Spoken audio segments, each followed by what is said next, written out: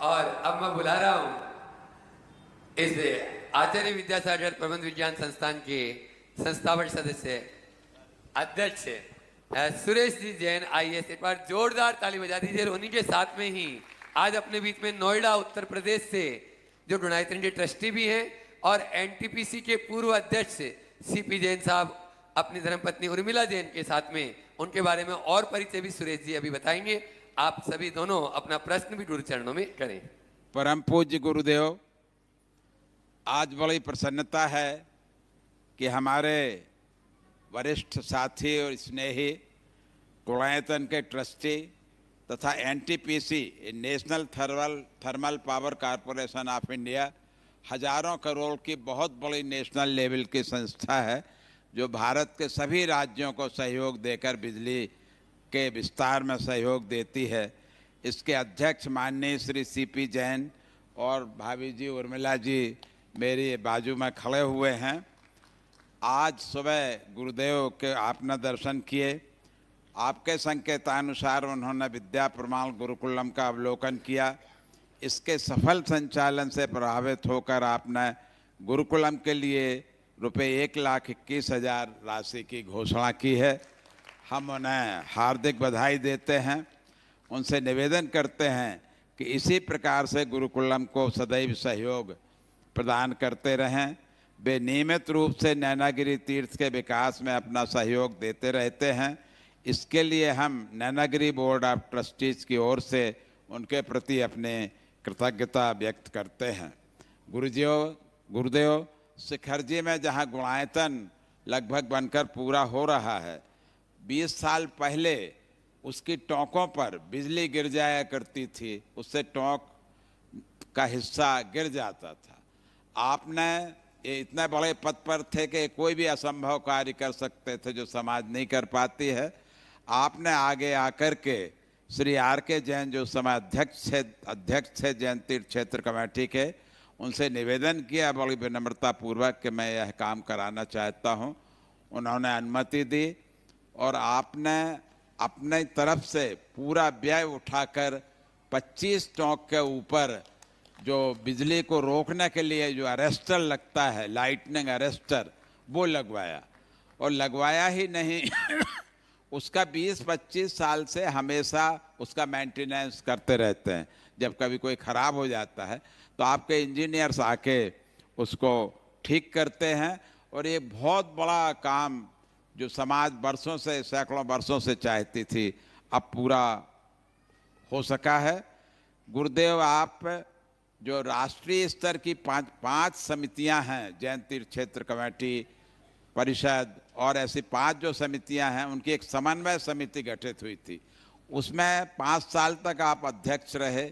आपने पूरे देश का भ्रमण किया, सभी साधुओं के पास गए। विद्यासागर जी के यहाँ तो मेरे ही साथ गए थे और सभी साधुओं के यहाँ जा करके आपने उन समस्याओं का समाधान किया। हम पूरी समाज की ओर से, पूरे विद्यालय संस्थान परिवार की ओर से और आपको बहुत बहुत साधुवाद देते हैं और प्रार्थना करते हैं कि इसी प्रकार से समाज के असंभव कार्यों को संभव कराते रहें।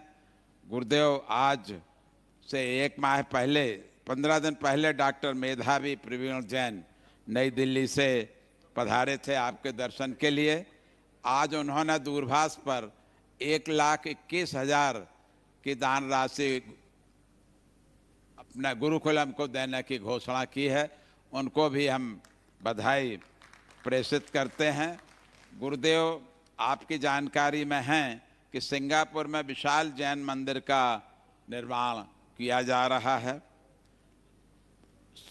यहाँ से पास ही सीहोर में हमारे सहपाठी डॉक्टर भागचंद जैन हैं, वहाँ के कॉलेज के प्रिंसिपल रहे।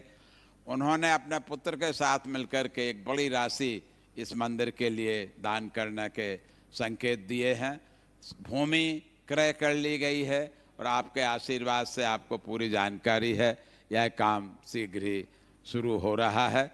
तो हम आदरणीय सीपी जैन साहब को पुनः साधुवाद देते हैं, भाभी जी को प्रणाम करते हैं कि वो इसी प्रकार से हमारा सहयोग करते रहे। आप लोग जोरदार तालियों से एक बार स्वागत कर दें सीपी जैन साहब का। प्रश्न?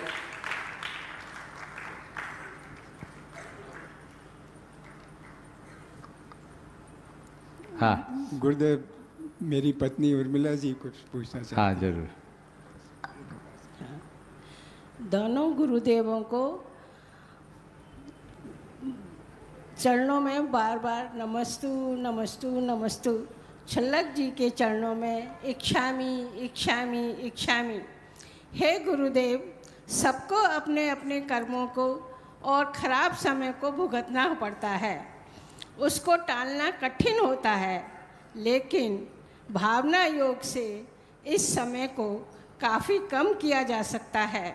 गुरुदेव, मैं इसकी भुक्तभोगी हूँ, मैं स्वयं भुक्तभोगी हूँ। हे गुरुदेव, मेरे चार ऑपरेशन हो चुके हैं और मेरे कंधे का bypass surgery, open heart surgery, और यहाँ मेरे जांघ की हड्डी टूट गई थी तो एक रॉड पड़ी हुई है, और घुटना भी चेंज हो चुका है। हाँ, घुटना भी चेंज हो चुका है, लेकिन मैं भावना योग से और आपके आशीर्वाद से आपके सामने सम्मुख हूँ। हे गुरुदेव, मुझे ऐसा आशीर्वाद दीजिए कि मैं एक मंदिर का निर्माण करा सकूं। बहुत सुंदर। हे गुरुदेव, एक प्रश्न और है। अपने 24 भगवान हैं और वो सकल रूप से मूर्त रूप से हैं, लेकिन जो हमारे सिद्ध भगवान हैं वो मूर्त रूप में नहीं हैं। इसके बारे में कुछ समझाइए। देखिए, अरहंत परमात्मा ही मूर्त रूप में होते हैं। यद्यपि जो सिद्ध परमात्मा है वो पहले अरहंत हुए, तो हम कोई भी बिंब स्थापित करते हैं तो अरहंत अवस्था की करते हैं। सिद्ध परमात्मा की अगर हम बिंब भी स्थापन करें तो उनको भी मूर्त स्वरूप ही देना पड़ता है। अंतर केवल इतना रहता है कि जिसमें अष्ट प्रातिहार्य हो उसको अरहंत प्रतिमा बोलेंगे, सिद्ध प्रतिमा प्रातिहार और लांछन से रहित होती। सिद्ध प्रतिमा को अलग से स्थापित करने की कोई परंपरा या परिपाटी नहीं। नमस्ते गुरुदेव, नमस्ते। बहुत बहुत आशीर्वाद। आप भावना योग करते रहिए, आपकी जो भावना है मंदिर बनाने की वो भी पूरी हो। नमस्ते गुरुदेव। और